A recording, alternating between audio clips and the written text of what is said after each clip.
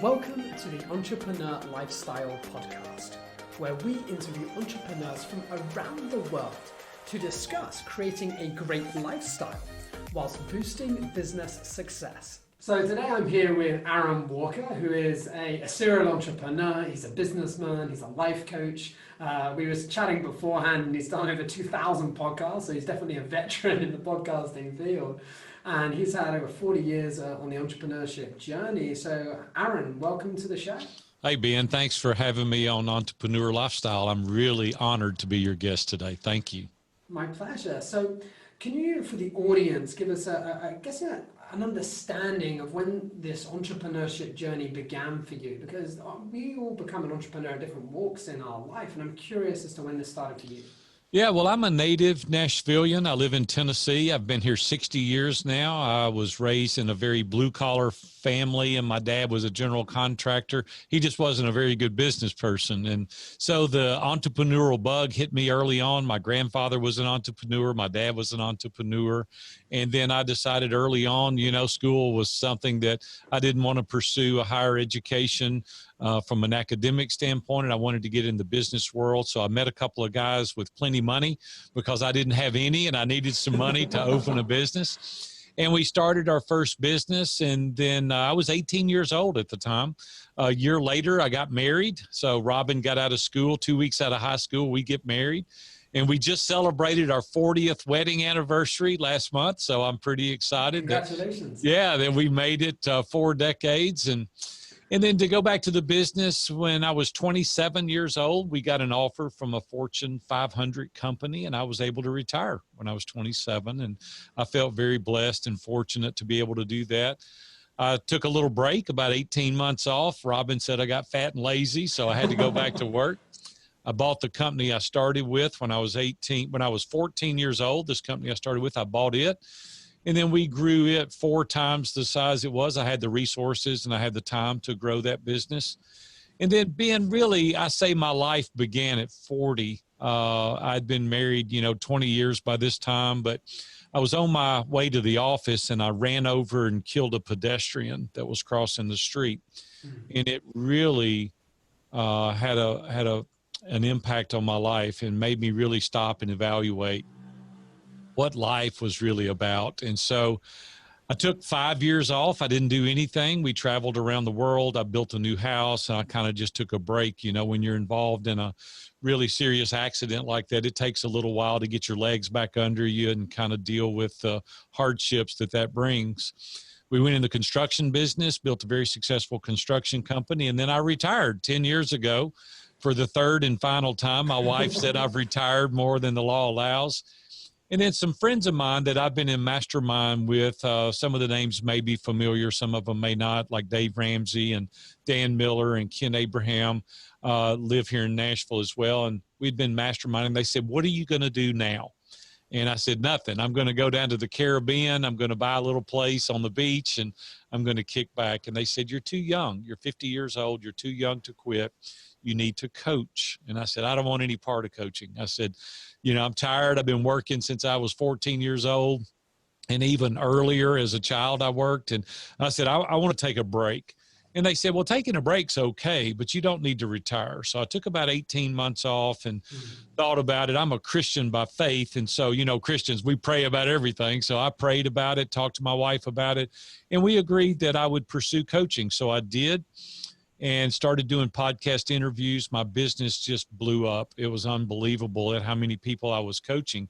And I said, "Well, I can't scale this. You can't scale a coaching business." And I said, "I'm going to start a mastermind." So I started a mastermind. And here we are 7 years later. We have 20 mastermind groups now that I facilitate and lead and coach. We have participants in 9 different countries. We have almost 200 people that are in all the groups that we facilitate. And Ben, I'm having the time of my life helping people really excel both personally, professionally, and spiritually in their lives. Wow, that is a fantastic overview of your entrepreneurial journey. I think you've nailed that to a T. I'm curious as to the journey from when you're 18 to 27 as to how that really occurred. Because for yourself, obviously, to retire at 27 and you don't have the, well, I'm assuming I may be wrong, the financial difficulties that a lot of entrepreneurs have to begin with. And I'm curious, when you were 18, obviously you didn't have as much money as you did at the end. I'm curious as to how you managed to go through that. What were some of the major challenges that you faced building that first business up? That's a good question. When I was 18, I didn't know anything about money. I didn't know anything about running a business, and I was a hard worker. I watched my dad as a general contractor just injure his body and the difficulties that the weather, the toll that it took on him. And I said, I know what I don't want to do for a living. I'm not sure what I want to do, but I know physically I don't want to work that hard. And I said, there's got to be a better way. I see all these people making tons of money and they're not physically working that hard. And I know that I can do it as well. Well, I have a can-do attitude. And I think mindset is everything in our success. When I was a child, my mom had a saying. She would say, can't, couldn't do it, and could did it all. And when I was a child, I hated that saying. But as I've grown older, I've adopted that as my life mantra, because I believe that we've got to believe in ourselves. I believe that we've got to believe that we can do it. And by my mom's urging, it really built up a confidence. It really propelled my self-esteem to a different level. And so I started thinking about things that I wanted to accomplish. And I thought, if I really want to do this, I can figure out a way, because everything is figure outable, right? Everything. Yes. And so I started saying, well, I don't have the money, but there's people with the money. So I went on a quest to find people with money. So I approached two gentlemen one day. They owned the 21st largest insurance agency in the country at the time. This is back in the 70s. You weren't even born at that time. And I went up and I said, hey, why don't we take your money and my experience and let's open a retail outlet? And they started laughing and they said, how old are you? And I said, I'm 18. And they said, well, we've never had anybody 18 years old approach us. And I said, well, all I know is I'm a hard worker and I don't have any money, but I'm willing to put sweat equity into something, and you will not be disappointed if you partner with me. Well, they checked me out. They called my church. They called my school. They checked with people in the community. They found out I was a good guy, and they agreed. They said, okay, we're going to go to the bank and we're going to borrow the money and you're going to sign for it.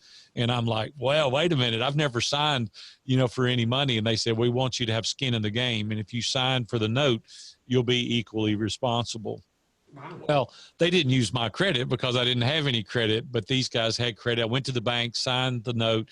They gave me a checkbook, had $150,000 in it. And they said, go open the business. And that's exactly what I did. And I just said, I don't know how to do it, but I'm going to figure it out. And so I would work long, long hours. And when Robin and I got married, she was broker than I was as a kid. And I said, Robin, we can't mess this up. Like, we got to delay gratification. We've got to put every penny back into the business. We got to live on less than we make, and we've got to really build this business. Well, that was a 10-year loan for $150,000, and I paid it off in 36 months. Okay. So I was 21 years old. I had a paid-for business, and I said, hey, I can do it again, and I did. And then after that one, I said, I can do it again, and I can do it again. And I kept repeating that exercise, building companies, until we built something that a Fortune 500 wanted. And so it was just a sheer grit and determination and perseverance, and somebody that believed in me. And so I just want to say that I didn't have any silver spoon. I didn't have any giftedness in the beginning, but I gave up 2/3 of the business in order to partner with somebody that did have the money until I was able to sell out. I got the money, and it catapulted me into the next business. And to date, we've owned over 14 businesses in the past 42 years, and it's because of that determination. And then I'm curious, like when you had your relationship with Robin throughout that process, how did you manage to keep a balance as you're putting this sweat equity into the business? Sure, then? it was. How did you manage it? Well, it was difficult, and I wasn't always balanced. And I think there's times in our career that we're out of balance. I don't believe in work-life balance anyway. I believe that we should be severely out of balance at all times in the right places. And so we've got to prioritize things that are priority in our lives. And so there's about 5 major things that I'm extremely involved in. Everything else takes a back seat. And when those things are accomplished, then I will invite other projects or other things into my life. And so for me, as I said earlier, I'm a Christ follower, so that's paramount. That's number one place in my life. Then my wife, then my children, then my grandchildren, then my business. And I keep things in that priority. And when you keep them in that priority, you don't need to juggle because you're paying attention to the things that matter most to you. And I'm curious, how did you manage your health? Because I noticed that obviously you've got different categories there. How did you manage from a health standpoint as you were putting all this sweat equity in? Yeah, my health suffered for years, quite honestly, because I was really putting a lot of sweat equity into the business. And there was times where I would work all day and then I would work half the night and sometimes all night. And I just felt like it was part of the things that I had to do in order to be successful now. Now I'm 60 years old. I don't have to work like that any longer because I paid my dues early. And the other thing is I don't think you should ever kill yourself for the sake of money, because possessions will kill you. And I think when we have our focus on the right things, we'll build the guardrails, we'll build the boundaries to be able to prioritize those priorities that are really important to us. And so I would do some things differently, quite honestly, Ben, if I had it to go over. There's some of the ball games I wouldn't have missed and cheerleading I wouldn't have missed. And there's some activities that I wouldn't have missed that maybe I did early on. I just felt like I had to do that. And I would give different advice to some of your audience today to say, just go a little slower possibly and build a really solid business without sacrificing your family as a result of it. Because the truth is, I came home with a pocket full of money to a house full of strangers, and it almost cost me my marriage. And I'm not proud of that at all today. And I would just simply say, go a little bit slower, build the priorities, and get accountability partners to hold you accountable so that you don't sacrifice your family. And I'm curious, if you were to go back to when you first started at 18, if you could give yourself like 3 pieces of advice back then or 3 things to do different, what do you think those 3 nuggets would be that would have really helped you to still build a business, but to stay on track as well? Yeah, first of all, most people don't know what they want. And I would just simply suggest to people that you figure out what you want. I wrote a document called What Do I Want? And there's about 30 questions that really capitalize on the things that you want. Most people want bigger, better, shinier, faster. They just want more. And then when they get that, they find out that it didn't really scratch the itch like you thought it was going to. A lot of people want to buy a drill, but what they want is a hole. They don't want a drill. And really, they don't want the hole. Really, what they want is a shelf to hold something. And so we've got to discover what we really want in life. And so first and foremost, I would suggest that you discover exactly what you want, the kind of life that you want to live. Be proactive, not reactive in making that determination. The second thing I would suggest is to build relationships faster. I would build solid relationships. A lot of people are isolated, especially with this coronavirus that we're dealing with now. Yes.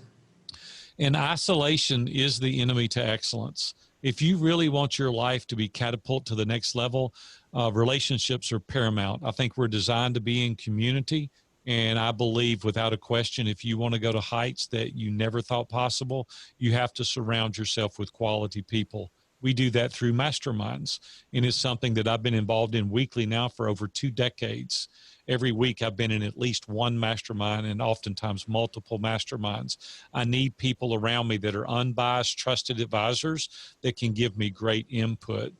And then third, first and foremost, I guess you would say the 3 things that you asked for, it's not in any particular order, is that I would take care of myself physically better.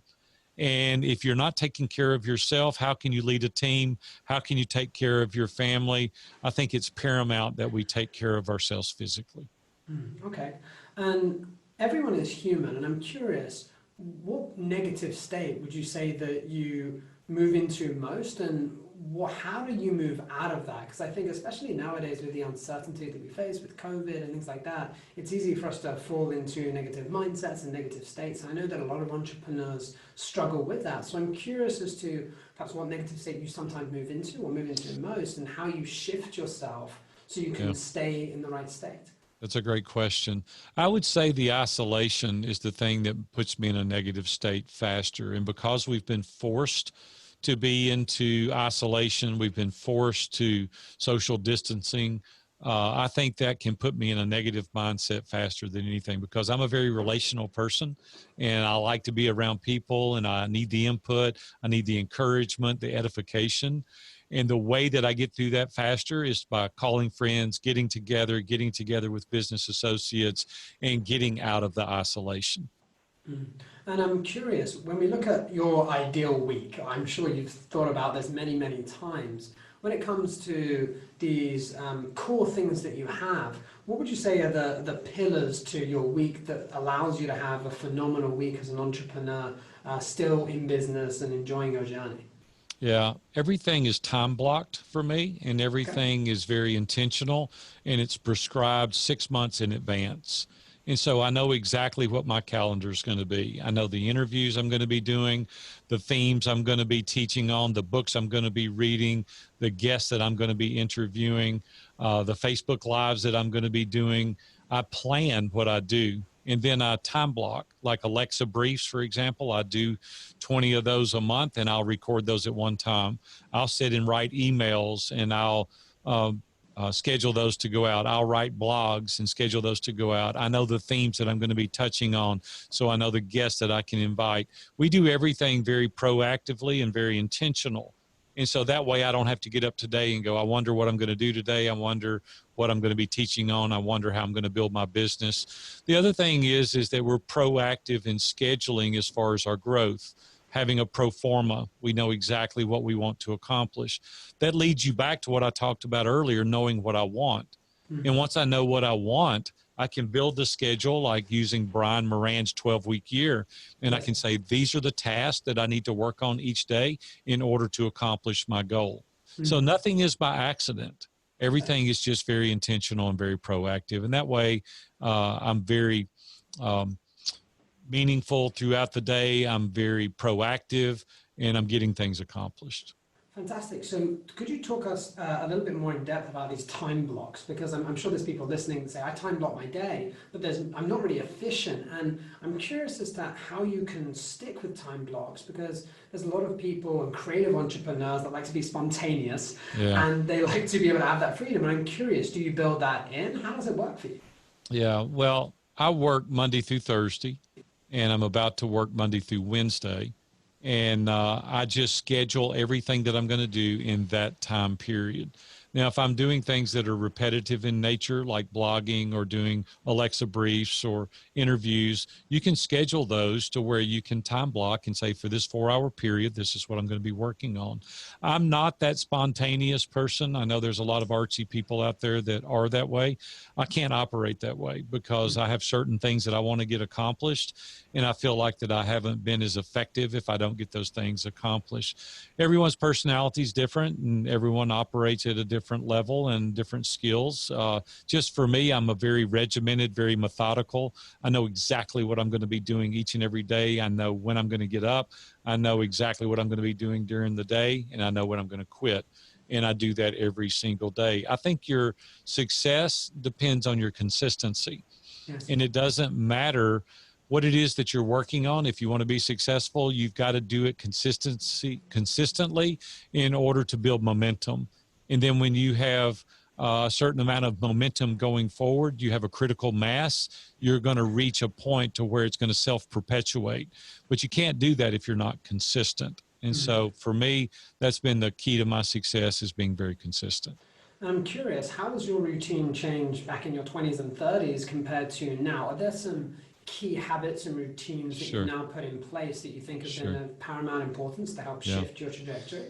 Yeah, my mornings start the same every day and have for about 2 decades now. When I was a young guy, I would get out of the bed, take a shower, I would hit the ground running, and I thought every second I had to be being productive. And that'll take its toll on you from a health standpoint if you're not careful. About 2 decades ago, I was really introduced to mastermind groups, and it really changed the paradigm shift of my life in understanding the focused energy that you need to have in order to be productive throughout the day. So every day for me starts early. I'm a very early riser. So the first half hour is sit in solitude. It's very quiet. I told you, I'm Christian by faith. So it's a time of meditation and prayer. There's scripture reading that I do each and every day. There's scripture memorization. Oftentimes I'll listen to praise and worship music, and it relaxes me and gets me in a good frame of mind. And then I'll shower, do what I need to do, and go on about my day. But if you just get up every day and you're spewing around like a bottle rocket without a stick on it, and you have no direction, you can't really be that productive. But if you get up, you give yourself time to meditate, to be quiet, to get your day focused and centered, you can be very proactive and you can get much more accomplished. And so I would just simply say, start your day a little slower and do it with great intentionality. Nice. And when it comes to the time blocks, do you schedule time apart? Like, do you have a 15-minute break in between each time block? How do you work it out so that you still have time to recharge, or is it always back to back and you're happy Yeah, with it's that back for rigidity? me. For me, my time block, starts at 7:30 in the morning. It ends at 5, and I eat lunch. And outside of that, I'm back to back. And then I take my time off Thursday, Friday, Saturday, and Sunday to be with my family and do what I need to do. Right now, I'm taking off Friday, Saturday, and Sunday. I get more done than I did working 7 days a week because I'm Yes. very, the time that you allow to do something is the time that's going to take, the Pareto principle. Yes, yes, And yes. so for me, I just schedule the time and I go after it. A lot of people will do it in 3-hour time blocks. They'll take an hour break and then it's just Sure. find what works for you. And, the way I do it's not going to work for your listeners. They just have to figure out their own way.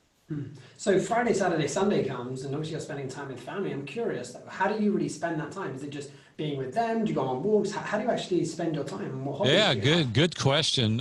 Fridays are generally spent with an accountability group I meet with every Friday morning, and I've been doing this for almost 30 years now. It's 3 other men that we get together and have breakfast, and we really dive deep into each other's lives. And so for 3 decades now, I've been doing that. And then I'll come back, and sometimes I'll have breakfast with my wife, or we'll take a walk. Oftentimes I'll go to the lake. I'm a really big person that enjoys the water. So historically, I'll spend a couple hours on the lake, and usually Saturdays I'll do the same thing. I'll go to the lake. My family lives 5 minutes from me, both my daughters and all my grandchildren. I'll take them out tubing on the lake or riding or fishing or whatever they want to do. And then Sundays is spent at our local church and in our small group. So it's historically just relaxing a bit on Fridays, fishing, relaxing a bit on Saturdays and fishing, going to the lake. And then Sundays is time at our local church. And how do you stay disconnected? Do you put your laptop away, your phone, like emails, and you put that outside of it? How do you Yeah, stay disconnected? that's always been a challenge for me. I'm going to be very honest with you. Yes. It's a source of contention between me and my wife. My wife wants me to put it up and not touch it. And I enjoy what I do. And so it doesn't feel like work oftentimes. And she contends I need time away and a break. And I agree. But it doesn't always feel like work to me because I so enjoy it. And when I'm coaching or doing interviews, I can work at any time of the day or night because we have clients all over the world. And so I'm able to talk or communicate. And so she has to oftentimes say, hey, it's time to put the laptop up. It's time to put the phone Yes. away. I have 2 phones. I have one that only 3 people have the number to, and I carry it on the weekends oftentimes. We'll go on vacation, and I'll leave my phone and my laptop at home. We'll take a week or 2-week cruise. Nice. We'll go away, and I'll completely disconnect, and I'll recharge that way. But I'm not going to lie to you, Ben, and say I've got it mastered. I don't. I'm working hard at doing better with disconnecting. But I'm just being totally honest with you and your listeners. It's a challenge for me. Yeah, and I think everyone's human, and I have to say I love the fact that you have that phone that only 3 people have a number of. I think that's brilliant, and I think that in the times we are nowadays, it's so easy for us to get calls and for people to attempt to get Sure. our focus left, right, and center. I think that's Sure. a fantastic routine that you have. So when it comes to the tough times that we face, I think everyone faces tough times in their lives. What would you say are those core beliefs that really help you through? I mean, you mentioned your mom about the, if you couldn't, you could, and then the cans Right. and things like that. I'm curious if there's something that has really pulled you through those most grueling and challenging circumstances that you faced. Yeah, I think that we all have to have core values, and either they're published or they're private. But for me, relationships matter most. I mean, that is one of the core values that we have, and I really want to focus on the relationship. And I really try to figure out, how is this relationship going to grow? How can I nurture it? Because relationships are very important to me. And then I think there's no excuses. Like, I get tired of hearing people's excuses. Everybody's got an excuse. And I'm like, hey, if you really want to do this and you've made this priority, then you need to stick with it. And so I try to eliminate all excuses. The other thing is everything is figure outable. To me, it is everything. There's a way. If you really want to do this, we can make this happen. And then the last core value that I have is truth. And for me, I look through a biblical lens in order to adopt truth and discover what my identity is. And so those things that I hold on to, and I unwaver on any of those core values. And I think once we have those established, it's easy to make our decisions. And how have those core values evolved for you through time? Yeah, I think everything is through evolution. You know, when I'm young and I've got small children, you view things one way and you don't have experience in a lot of areas. As you get older, you find out everything is not an emergency, you know. And then when you're young, you're in your 20s and 30s, or there's things that are important to you that you find out later that are really not that important. So I think we evolve, you know, over time. That's the reason my core values are even a little different today. And when I was 20, I didn't think everything was figure outable. But at 60, I'm like, yeah, we can figure it out if we want to do it. And then when I'm 20, I've got an excuse. When I'm 60, I'm like, that's just another excuse. Like, yes. Do you want to do it or do you not want to do it? And so for me, truth was subjective early on. And I'm like, today, truth is more concrete to me because I'm looking at it through a biblical lens. That is the standard by which I look at everything. And I use that as a filter for me. And so I'm much more confident in my decisions today because I have a standard. And for me, just as a Christ follower, it's God's word. And so that's the standard by which I live my life today. And it's easier for me to make those decisions. So I don't think it's a bad thing that we evolve over time. I just think that we don't know any different and we don't know better sometimes. And that's what maturity is. That's what wisdom is as we get older. Yeah, so I'm curious on that note, what piece of advice did you receive that you didn't listen to that you regretted later on in your life? Yeah, well, some of the things that I did early on, I'll give you an example. We went on a fishing trip up into Canada when I was a young guy, and I'm real energetic. I'm a go-getter, got a lot of grit, determination, that's just the way I move. And so this amphibious plane flew us up to this island in one of the lakes in Canada, and they let us out. And we fished for a week, and I had to get back to the office, and I was with a bunch of very successful businessmen, and there was an older guy with us, probably 75, 80 years old, and he was sitting there patiently waiting on the plane to come back and pick us up. And the fog had set in. And so I went over and got the radio, and there was no phone, no cell service. We're out in the deep country area and there's no service. And I pick up the emergency radio and I called the tower and I said, hey, where's the plane? And they said, it's foggy and we'll be there when we can get there. And I said, listen, I got a plane to catch in Minneapolis and I've got to get back to Nashville. They said, we'll get there when we can. So about an hour went by and fog still hasn't lifted. And I called them again. And I said, y'all got to come and get us. We've got to leave. They said, we'll be there when we can. So about an hour goes by, fog still hasn't lifted. It's starting to lift, but it hasn't lifted. I went and got the radio, and the old guy said, hey, what are you doing? And I said, the squeaky wheel gets the grease. He said, the squeaky wheel sometimes gets replaced. And I put the mic down, and I said, yeah, you're right. And so I have found over time to have more patience.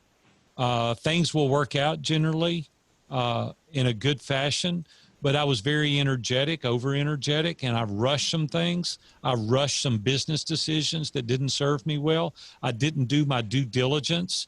I was like, ready to go. And it was like, hey, take your time. Or I would move into a relationship that didn't serve me well because I didn't take the time to really investigate. I would hire employees that didn't work out because I didn't really take the time to investigate that their skills aligned with the job roles and responsibilities. So I would just simply say to all of your audience that are young, just throttle back a little bit, take your time, do your due diligence, and it'll serve you well. Yeah, and I think that that's such a strong message to have. I think nowadays, with the instant gratification that we're used to, people are very much lacking in patience and moving forward, especially with how quickly things change as well. And I'm curious, if you were to start again right now and you were to attempt to start a business, you started from zero, where would you be focusing right now to take advantage of the opportunities that are happening? Yeah, that's a great question. And out of all the interviews I've done, that's a question that I've wanted to get asked and no one's ever asked. So you really asked a great question. So without a question, unequivocally, I would say that I would be involved in an online business. It would be a location independent. It wouldn't be a bricks and mortar at all because I think our world is rapidly going to online. There's so much more money to be made in digital products than I ever could have imagined. The margins are insane in digital products.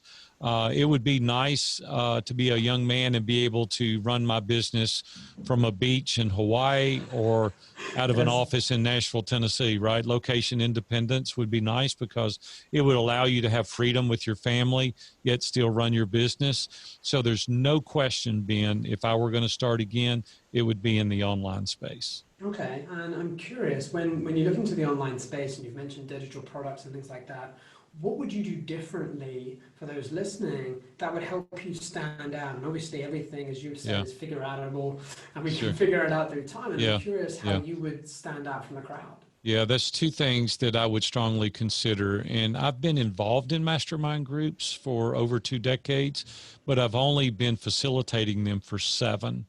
And there's always room for education. People are hungry. They're starving for education. They're starving for camaraderie.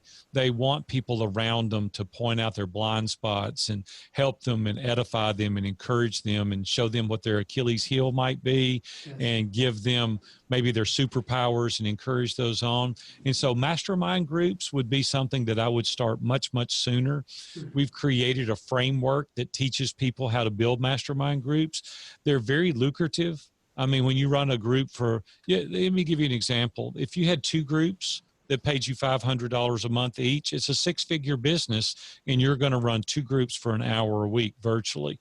Well, there's not many businesses that you can do and earn 6 figures operating a mastermind group for 2 hours a week. And we've scaled that, obviously, a 7-figure business now because we have 20 groups. The other thing that I would do is an online educational space in creating courses to teach people some form of something in their niche market, some expertise that you have. There's always a market to do that. And so I would simply go down that path and train, teach, lift others up, educate. That would be the space I would be in. And since you mentioned about people asking you questions, I'm curious, what other questions have you not been asked that you have wanted to answer whilst you've been on podcasts? Yeah, well, one of the things that I think is paramount is the noticeable absence of customer service. I'm a huge advocate of customer service, just the little things. And I teach people to do so many little things that doesn't cost anything. For example, I'll send 10 or 20 text messages a day. Doesn't cost anything, just encouraging people. Or I'll do a video endorsement. I'll throw my phone up and do a selfie video and go, hey, Ben, Entrepreneur Lifestyle was amazing. You did a great job hosting me today. It was a pleasure to be on your show. If there's any way I can ever serve you, please let me know. And I'll text it to your phone or to your email address. Most people won't take the time to do that. I'll pick up the phone and I'll call people during the day and I'll go, hey, Ben, just checking on you and your wife, wanted to see how you were, how your children were. Anything I can do to serve you? Is there anything at all you need? Well, normally you'll say, no, Big A, I'm good. Everything's good. historically people will go, well, hey, while I've got you, let me ask you a question. Well, you just negated everything that you did, because the real reason you called was to ask a different question. I would just simply say it leaves an indelible impression when you call people and you're like checking on them. You like really care about them. You're interested in them. Yes. I'll do endorsements for people's books all the time before they ask. I'll endorse their products and send a video over before they ask. And they're like, man, you didn't have to take time to do this. So you've made such an impression on those people because you're thinking about them. You're being a giver, not a taker. Yes. And as a result, the natural reciprocity, they want to be around you. They want to endorse your products. They want to help you. They want to introduce you to people. I'm a connector, constantly connecting people all the time. And people today, they forget about those things, but it's the thing that makes the biggest impression. Yeah, and I'm curious then, when it comes to these relationships, and you've mentioned relationships throughout this entire podcast, how do you maintain deep, meaningful connections with other people? Because I think nowadays that you can have so many connections, but how do you evaluate who you're going to have a deep connection with, and how do you actually maintain relationships? Or for you, is it spreading and sharing and connecting here and there? Like, do you have a way to do that? Yes, I do. And you can't be all things to all people. And you can do for a few what you wish you could do for everybody. And so I have an inner circle, and there's probably 30 to 50 people in that inner circle that I do life with. We do small groups together. We vacation together. We go to movies together. We have dinner together. They're in my home. I'm in their home. We travel together. It's people we do life with. It's a very intimate relationship. They know everything about us. We know everything about them. It's impossible to have the bandwidth to do that with everybody. And so then there's layers. Then there are other people that I know very well that we'll talk numbers of times a year, but we don't do those activities together. And then there's your community that you reach, you teach, they listen to your podcast interviews. There's just layers of relationships, right? And you just can't be that to all people, but you can be it to a few people. Yes. So using that Pareto principle and looking into what you mentioned is this inner circle, I'm curious, how did that come across? Are those family friends? Are those people that you built relationships through time? Are those friends, or are they paid masterminds? I'm just trying to understand exactly. Well, it starts out differently with different people. There's some people that I started in paid mastermind groups with that are now some of my best friends because we built the rapport, we built the relationships. A lot of the people live in our community. People I grew up with, went to school with, people my wife went to school with, people we go to church with. It's just different avenues. It depends. And what you try to do is align yourself with people that represent your beliefs, your core values. And the thing is that you've got to have deep relationships with people that are of like mind, people that want to pursue things the way you want to, people that have that baseline by which they make decisions off of. I think that's where you get your real deep relationships that, the truth is not many of us have many relationships like that because you have to invest a lot of time and it gets messy. And sometimes those relationships are difficult and they're worth it though. And so for me, those relationships are worth investing the time. And those inner circle relationships, are they all in Nashville? Are they all in the same place? Or do you also manage them online as well? Yeah, a number of them we manage online and we see them periodically. The vast majority are local here in Nashville, Tennessee. The people that I've had 30, 40, 50-year relationships with are here in my community. Okay, cool. So when it comes to this podcast, I like to ask different questions, as I hope you've gathered. And I'm curious, if there was a vegetable that represented you best, what vegetable would that be? Oh my gosh, what kind of question is this? Let's see. What kind of vegetable? I have no idea. I've never even thought about that. I don't know that I'm represented well by any vegetable. What would you say, Ben, that by knowing me through this short interview, what vegetable would represent me well? Well, I guess the reason why I ask these sorts of questions is I think sometimes it's interesting to see how people relate to themselves as an animal or a metaphor. And before I can share my own expertise, I'm curious if there's something that is an object or outside of you or an animal that you feel has represented you in your journey of entrepreneurship. Yeah, not a vegetable, but a rhino. would be something that you could equate me to. A bulldog. Okay. Either one of those would represent me well because I'm a go-getter. A pit bull, I'm going to go for it, right? I'm going to go for it. That's just my personality. People that know me know I have a lot of determination, and you better move or you're going to get run over because I want to be successful. If we're playing a team sport, you want me on your team because I want to win, and I'm going to win, and I'm going to invest the energy and the effort to win. And so I just see pit bulls, rhinos. I see them accomplishing things. Wow. Yeah. That's amazing. And I'm curious, when we look at these, the rhino and the pit bull, is that something that you have developed throughout, or is that something that you feel like you were born with and has been part of you? Yeah, I think that a part of it is innate, we're born with. I think a lot of it is developed through our childhood. I think the way our parents really pour into us and encourage us. And it's one of the things that I'm wanting to teach people to do today is tell your children you believe in them. Tell your children they're going to make something of themselves. Encourage your children. Tell them they can do it. I've got confidence you can do it. I see something in you that you're going to be a winner. And they start to believe that. But if you tell your kids you're no good, you're sorry, you're never going to make anything, you're really instilling in them an upper limit challenge that's going to be difficult to shake. And so we have a huge responsibility as a parent today to breathe life into your kids and to encourage them down a path of success. And I'm so grateful today that I had a mom that did that. She believed in me and she knew that I could excel. I brought a C home in the 9th grade one time, and my mom said, "This is unacceptable." And I said, "What do you mean? That's average." She said, "You know what average means? It means you're just as close to the bottom as you are the top, and you're above average. You can do better than that." And from that point forward, I knew I had it in me to do better than that.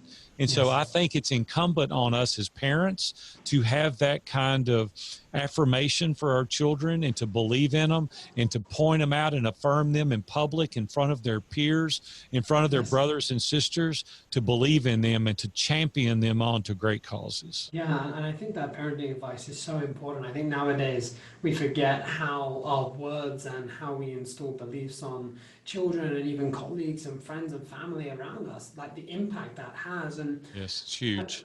I know that you have such a regimented routine and obviously you have time off as well. I'm curious, are there days where you wake up and you feel like, oh, this is going to be a tough day, and how do you get that pit bull and you fired up to move forward? How do you do that? You know what's so good about being an entrepreneur, especially when you've been one 42 years, is that if I wake up and feel that way, I'm in charge of my schedule. And that's one of the best successful things that you could strive for, is having your own schedule. And I have the ability today to go, I'm just not going to do that because I don't want to. Yes. And it just gives you the freedom when you're an entrepreneur and you do the things right the majority of the time. You're entitled to a bad day. It's okay to have a bad day and go, today is a bad day. I'm chalking it up to that. Tomorrow I'll hit the ground running. Yes. And how do you make sure you hit the ground running the next day? Is there anything that you just don't allow yourself to stay in that predicament. You talk yourself out of it and you believe in yourself. And it's like, hey, listen, it's a mindset. Yes. Carol Dweck talks about it in her book, Mindset. She says we have a growth or a fixed mindset. Yes. I get people around me, away from me, that has a fixed mindset. Oh, it's just the way it is. It's the hand I was dealt. Everything is going to go bad. I'm like, no, I choose. I choose today to have a great day. I may feel bad physically, and I'm almost 60, right? I'm 2.5 times your age, and you'll feel some days you're like, I feel my age today, but you know what? Tomorrow's going to be a better day, and I'm going to make the mental shift to make it happen. We have to believe it mentally first before we do it physically. And are those affirmations that you say to yourself? Do you look at yourself in the mirror? I'm curious, like, what are the No, I don't. No, I don't at all, because it's in the DNA of my life. I don't have to look at myself in the mirror and say those things because it's innate in me. I believe those things about myself. So it's not something that I grab off the shelf when I need it. It's something that I carry with me in all situations. Yes. I just have that mindset, and it's a choice. Yes. See, that's the thing, is that we can say, if you're looking for a confirmation bias, you can find that. But if you're looking for a positive confirmation bias, you can find that as well. We'll go to restaurants, for an example, and I've got a family member, everything's bad. His food is always cold, it's always late, and he looks for things to confirm that. Well, for me, everything is always good, and I'm always looking for confirmation to do that. Well, the potatoes were cold. Yeah, but I like them better cold. Yeah. Or the steak was out late. Well, it's going to be really hot now because it was out late. Yeah. And so it's just the way we frame things. And I believe that to be true in all situations if we elect it to be that way. We've got to look for the opportunity that it presents in getting it this way. What can I make out of this opportunity rather than it being something that debilitates me? And so it's just simply the way I choose to look at life. And for those entrepreneurs who are gaining that mindset, they feel they don't have it yet and they fall back into old behaviors, what would be the advice that you would give to them to enable them to have the rock solid mindset that you have now? Well, this sounds self-serving because I lead mastermind groups, but you need a community around you every single week. When you're feeling that way, you can confess it. You can say, hey, the truth is I'm in a bad spot. And you've got community members around you that pick you up, that encourage you, that talk you through that. Gay Hendricks talks about these ceilings that we face in our lives, these upper limit challenges. Yes. And you can't defeat those on your own. You have to have other people around you giving you perspective and insight and encouragement. And that's the reason God designed us to be in community. And when you're in community, you can work through those difficulties. When you're in isolation, that's the enemy to excellence. Yes. And when it comes to masterminds, when was the first time that you joined a mastermind? Dave Ramsey, the guy that's a financial guy here in Nashville, he's on about 700 radio stations now all over the world. And when he was starting his mastermind group, he invited me to join. I was his second sponsor. I sponsored his show for 21 consecutive years. We developed quite a friendship, and he invited me to join. This has been decades ago now. He invited me to join, and I didn't want to do it at first. I said, I'm my own man. I don't need people to tell me. I can make my own decisions. And he said, that's not going to serve you well. And you really need to come and get around other people with different perspectives and insights, people that can encourage you. Well, I did, and it was the best decision I've ever made in my entire life. It changed the trajectory of my life. It gave me connections and encouragement and different perspectives and insights and resources and relationships. And now I just live my life that way. I'm asking a million questions all the time. It keeps me from looking silly in front of the whole world because I have my own built-in beta test group all the time. Yeah. And so, it's just the doors that it opens, Ben, is unbelievable. And so that's what I would do differently today if I wouldn't have ever even dreamed of not having a mastermind now. And it's simply because of all the value, that 100x, 1000x return that I've received from surrounding myself with very competent, capable people. Yes, and I think that masterminds are of paramount importance. And for those listening who are in masterminds or have thought about masterminds, what would you say are the key mistakes that people actually make in a mastermind group that stops them getting that 100x, 1000x value from it? Well, there's two things I think that stop them. First of all, they see the cost associated with it and they equate that to an expense instead of an investment. Yeah. So I think the mindset shift needs to change. A lot of people say, there's no way I would pay money and be in a group. Well, we pay attention to what we pay for. And if we're not paying for it, we don't have the perceived value, nor will you attend regularly. When you're paying for something, you want to show up because you want to get the value in exchange. Well, when you show up and you bring an attitude of giving rather than taking, that reciprocity comes back to you 100x because you're sharing ideas, you're sharing resources, you're giving encouragement. Well, you get it back when you give it. And so what we've created is a room full of givers, not takers. Yes. The other thing that people won't participate in is because they're afraid to be vulnerable and transparent, because they're going to find out that you don't have it all together. They're going to find out you have relational problems, you have cash flow problems, your 16-year-old daughter has gone wayward, or your 17-year-old son is using substance that he doesn't need to be, and you're scared to talk about it. You want everybody to think you've got it all together. Nobody has it all together. Nobody. And so we need people around us to help us work through those difficult situations. Mm-hmm. And from your experience, what size of mastermind groups do you think are best? 8 to 12 people. No less than 8, no more than 12, because if there's more than 12, you're not going to get airtime. There's not going to be enough available time. And I suggest meeting weekly, not monthly. A lot of life happens in 30 days. You think about how many decisions you have to make, Ben, in a 30-day period. Yeah. For me, I need weekly infusion of this encouragement and these resources. So for me, it's an hour virtually every single week, and it keeps me on track. Amazing. So for those listening who have been inspired by your journey, and I really appreciate you diving into a variety of different facets of your life, how do they best connect with you if they want to find more about what you do and masterminds and Iron Sharpens Iron? Yeah, thank you, Ben. I appreciate that. First of all, I've been honored to be your guest today. Thank you. It's been a real inspiration for me as well. You've made me feel very welcome, and so thank you for allowing me to be here. The easiest way to reach me is viewfromthetop.com. We're pretty easy to find on social media. My email address is there. My phone number is there. People like, you give your phone number? Yeah, because I want to talk to people. I want to be able to help you. If you're looking to generate an income from masterminds, we created the mastermindplaybook.com, and it's a digital resource that helps you to start, grow, and scale your own mastermind. It's a program that's unbelievable. The success that people are having is incredible. But if you want to join, if you're a lady or if you're a man, we have men or women's groups. Please reach out to viewfromthetop.com. Amazing. Well, Aaron, thank you so much or Big A, thank you so much for sharing your insights and your wisdom with all the listeners. And thank you again, and I look forward to chatting to you soon. Thanks, Ben. I appreciate it. We'll see you, buddy. Thank you for listening to another Entrepreneur Lifestyle podcast. Subscribe for more episodes like this, and make sure to leave a 5-star review so that we can keep impacting entrepreneurs around the world, just like yourself. If you know anyone that would benefit from listening to this episode, please send it to them so that together as entrepreneurs, we can develop our businesses whilst living a lifestyle we truly enjoy. See you next time, and remember, you are awesome. Thank you for listening.